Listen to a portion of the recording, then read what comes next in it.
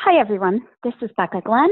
I am the chair of the Legislative and Public Policy Committee for the Commission on the Status of Women, and I'm here to give you a few instructions for the lobbying you're going to do to get co-sponsorships for some of our bills. So thank you so much to those of you who have agreed to do this. I know some of you may be experienced in doing this, but for those who aren't, I'm just going to talk for just a couple of minutes about lobbying in general, and then I'll give a quick briefing on the particular bills we're requesting that you ask for co-sponsorships on. So first of all, I think that it is important to note that while the State House can seem intimidating to folks who haven't been there, I actually used to work as a legislative aide, so I can assure you that it is just a bunch of people sitting around an office like any other office. And same as in your own office, if somebody came in to ask a question or even to deliver a package, that is a similar reaction to what your call or visit to an office is going to produce. Nobody's going to expect you to have all the answers to the world's problems. You're just there to communicate some information. So the most important thing that we can have when we're lobbying is to have people who are constituents of a legislator, letting that legislator know that a particular piece of legislation is important to them. That, is, of course, is because as a constituent, you hold this person's job in your hands, and whether they continue to have that job depends on whether you're happy with how they're doing it. As commissioners, whether at the state level or at the regional level, we can also have some credibility in communicating what we're hearing from women, what we've heard at the public hearings, what we've heard in our personal conversations and our experiences, and be seen as a somebody who's communicating things that their constituents will also feel and have experienced. But the most important thing is when we can get those constituents to come directly and communicate. So if you are a constituent and you're coming in, the most important things for you to let that legislator know are the bill number. It's helpful if you know who the person who introduced it was, but not necessary. They can look it up by the bill number. And of course, as there are an average of 7,000 bills introduced every session, if you just tell them what the bill is about, it's going to be pretty difficult for them to narrow down what you're talking about. Because if they just search by key phrase or something, they're going to get all kinds of bills, and they won't be sure which one that you're asking them to take action on. So having the bill number is really important. The fact that you are a constituent, if that's the case, then you should communicate that. And if you have any other reasons why you should be an authority, for example, if you are a regional commissioner in the region that this person represents, make sure to let them know that. And then let them know exactly what specific action you would like them to take on the particular bill, which in this case is to please co-sponsor it. It's great if you can give other details about the bill, you know, who the sponsor is I mentioned, or other technical details. It is great if you can communicate some detailed information about what it is that the bill does.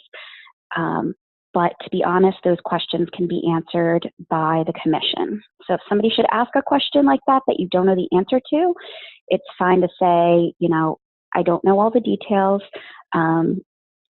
Let me have the commission call you back, and they can give you that information. And then just make sure to communicate to the commission office so that we make sure to follow up and get the person the information they need. In general, what you're communicating is the number, the general topic that the bill is about, and then why it's important. So again, if you have statistics, if you have that sort of information, great. But if you have a personal story about why a bill is important to you, make sure that you tell that, because that is the sort of thing that really moves people, is hearing an illustration of exactly what problem it is that this is fixing. So don't hesitate to interject if you've experienced any of the problems that these bills are addressing, and let them know that this is the reason that it is important to you, or to your neighbor, or to, you know, your daughter who has experienced something, or whatever the case might be.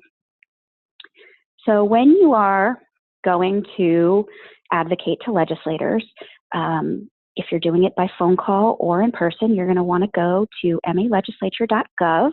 This is the public website for the legislature. and you will see that there is a tab right there across the top that says Legislators. So when you pull down the tab, you'll see here that under Senate, there's an option that says All Senators, and under House, there's an option that says All Representatives. So obviously, you're going to go to the one that you're looking for.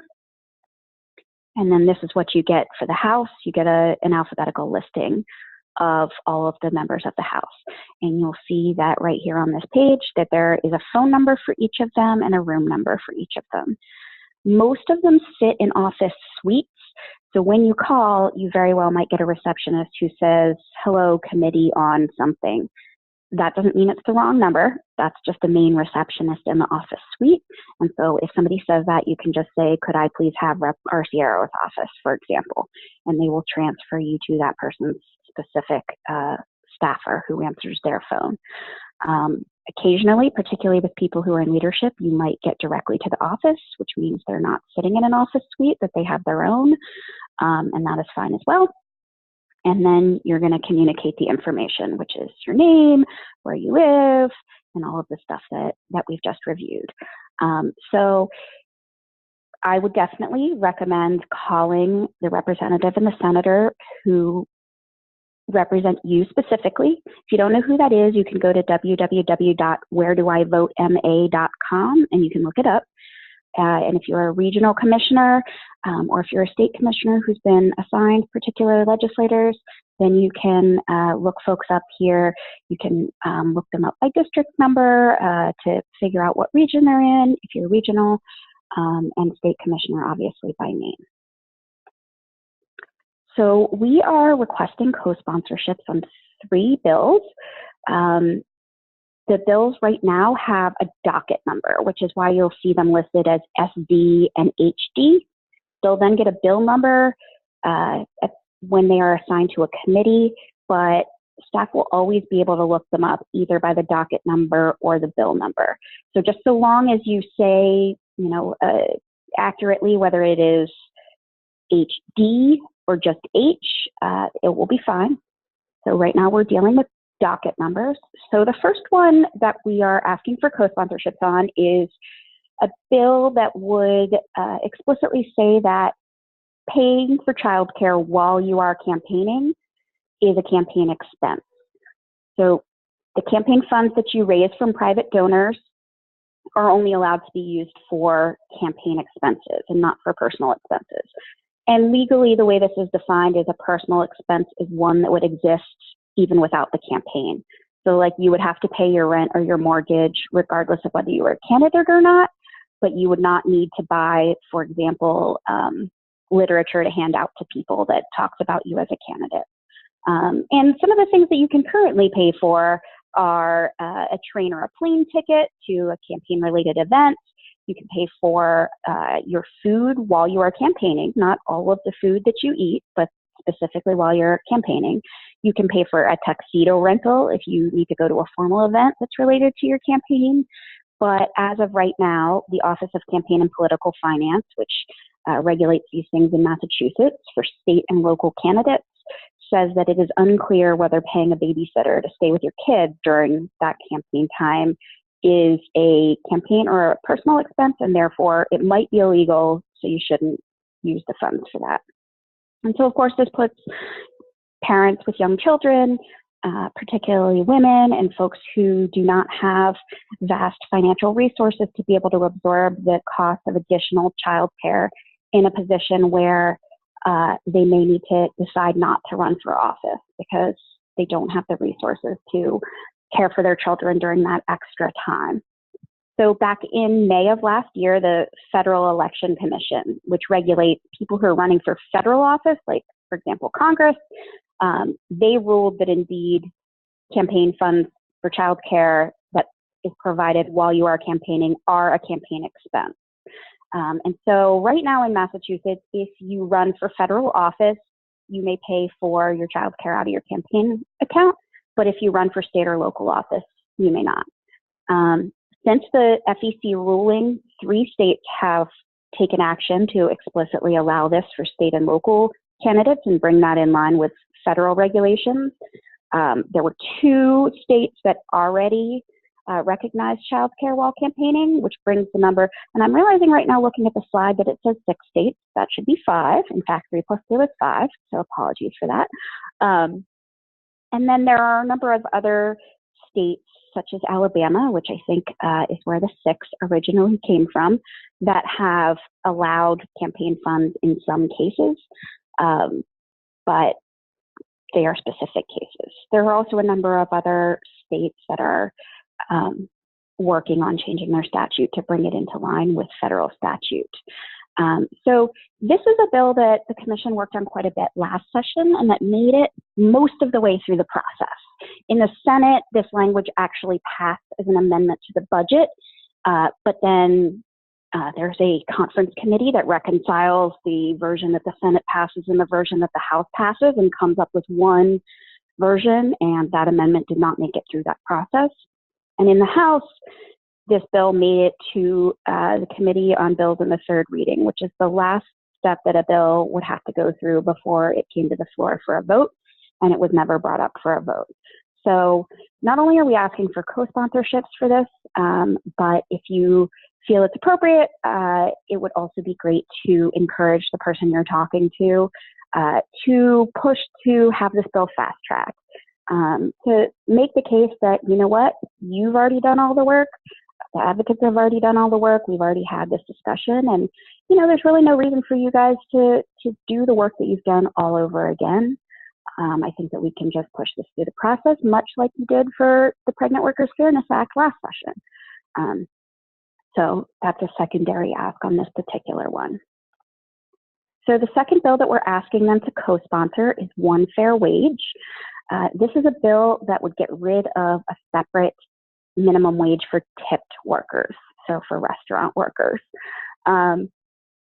This is not necessarily an issue that folks know a lot about, but our partners at the Restaurant Opportunity Center are working to educate folks on this issue. So there's 2 reasons why the commission is dealing with this and why it is a gender issue. Number one, nearly 70% of tipped workers are women, so obviously quite disproportionate, and 40% of those women are mothers. So, you know, their wages are supporting a family. Tipped minimum wage workers, right now the regulations require that employers top off tipped workers if their salary plus tips do not equal the minimum wage. But there have been several studies showing widespread noncompliance with this, and there isn't a lot of enforcement going on. So a 2012 study found 84% noncompliance with topping off. So these workers are not being paid the minimum wage, they're being paid less, and as they are predominantly women, this is perpetuating the pay wage gap and is in fact legalizing a pay gap for female workers who are tipped. So the other problem is sexual harassment. So if you are a tipped worker, you are dependent on customers to just choose to be generous in order to earn the money for your work. You're also, and this is not as necessarily obvious to the outside person, you're dependent on your manager to assign you the good shifts that have, you know, that are very busy and make a lot of money, to give you the number of hours, not cut your hours down fewer, to assign you the number of tables while you're there. They have control over if you have 3 tables or if you have 7 tables. And you're also dependent on the kitchen staff, because if the food's coming out late and the order's wrong and the meat's cooked incorrectly, it is likely to be reflected in that server's tip, even though that had nothing to do with the server. And I've heard, you know, in my conversations with the Restaurant Opportunity Center, many stories of kitchen staff who were angry at the servers for one reason or another, and so purposely screwed up or took a long time in order to get back at them. So there is an unequal power dynamic in which the servers are dependent on all of the other people in the process being happy with them in order to be paid less. And so they're in a situation where most of the time they simply feel like, from a financial standpoint, they have to tolerate inappropriate behavior from their coworkers and from their customers in order to be paid for their work. So workers who are reliant on tips for their wages end up being subject to double the amount of sexual harassment of workers who receive a regular wage. And in fact, the restaurant industry is already the single biggest source of sexual harassment complaints that go to the Equal Employment Opportunity Commission. So doubling that statistic is a problem that we need to address. Furthermore, another thing that legislators might not know is that 8 states have actually gotten rid of the tipped minimum wage already. So far from the restaurant industry collapsing in those states, the restaurant industry is actually doing better in those states. And there are a number of stats here on the slide that you're looking at as far as that's concerned. So we would like them to co-sponsor. If they have concerns, if they need more information, they can definitely call the commission office. We'd be happy to talk to them, and we can also connect them with the restaurant workers who are lobbying on behalf of this. And then the final bill that we're asking for co-sponsorships on is one that, in fact, the Commission Chair Nina Kimball wrote large portions of in collaboration with some other folks. And it is to amend the portion of law that is currently in existence that focuses on discrimination on, the basis of sex and other characteristics. And so there are specific sections of this law that apply to employers, and for the purposes, the employers that it applies to are for-profit employers that have at least 6 employees, as well as labor unions and domestic workers who are covered under existing law. So there's a definition in existing law of domestic workers who receive, particular employment protections, and this law applies to those employers. So already there are requirements that employers, as defined under this statute, have to adopt sexual harassment policies. It details a number of components those policies have to have, and then it has a section that says sexual harassment training is encouraged. So what this bill would do is change that portion that encourages sexual harassment training to requiring it for, again, all employers with 6 or more employees who are for-profit. And the other instances, and it has as well specific components that must be included. And the purpose of this is to ensure that it's not a situation, which I'm sure that we've all seen, where you're signing your paperwork to be hired and they hand you a thing that says their policy and you don't read it and you sign it and you hand it back and they call you trained. This is to ensure that if we're going to have training, that it is high quality training that actually does inform and assist with the problem of sexual harassment in the workplace. So there are different provisions for if you're an employer with 50 or more employees or less than 50 employees, because obviously those employers are in different circumstances. And again, this slide includes some of the specific requirements. And the bill also provides a provision that the Massachusetts Commission Against Discrimination will provide a free training program.